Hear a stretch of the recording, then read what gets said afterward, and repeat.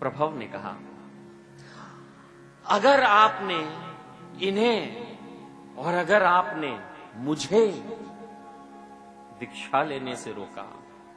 मित्रों, प्रभव प्रचंड 500 साथियों का सरदार प्रभव कह रहा है, आपने मुझे दीक्षा लेने से रोका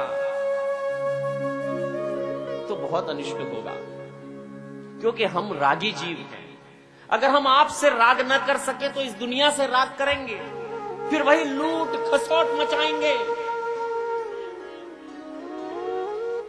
फिर धन, फिर सुख, फिर संग्रह, इसी चाकरी में फंस जाएंगे, इसी नौकरी में लग जाएंगे।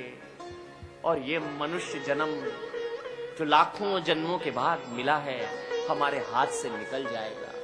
हम इस जन्म में भी समझ ही नहीं पाएंगे कि जीवन है क्या। इस मनुष्य जन्म में मेरी, आपकी, हम सब की, हम में से बहुत सारे लोगों की यही हालत है कि हम ये जानते ही नहीं, हम ये पहचानते ही नहीं। हम ये जरूर जानते हैं कि मंगल में कैसे कुछ दिनों के बाद जीवन हो जाएगा। हम ये जानते हैं वॉरेन बफेट के पास कितनी संपत्ति है। हम ये जानते हैं कि सचिन ने रिटायरमेंट के समय तक कितनी सेंचुरी बना ली थी। हम ये जानते हैं कि हिंदुस्तान के टॉप 10 इंडस्ट्रियलिस्ट कौन है।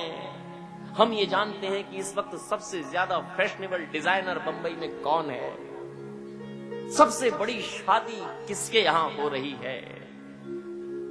और इन सब जानकारियों की इकट्ठा करने की नौकरी में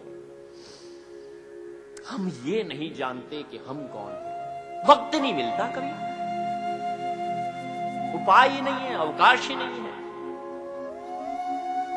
तो प्रभव कह रहा है कि अगर आपने हमें दीक्षित होने से रोका कुमार,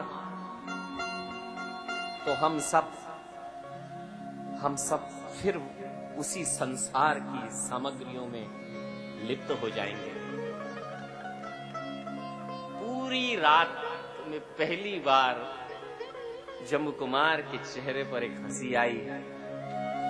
जम्मू कुमार खड़े हुए और उन्होंने हाथ फैलाकर प्रभव को गले लगा लिया।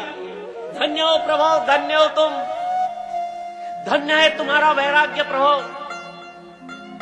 एक रात में तुमने कितना बड़ा परिवर्तन अपने जीवन में ले आया। 8 पत्नियां भी हर्ष से विभोर होकर खड़ी हो गई। प्रातः काल में चारों तरफ पक्षी गुनगुनाने लगे, गीत गाने लगे, फूल खिलने लगे, आसमान पर बादल स्वर्ण की तरह लाल होने लगे। सोने का सूरज पृथ्वी पर उगने के लिए बिल्कुल तैयार और तत्पर।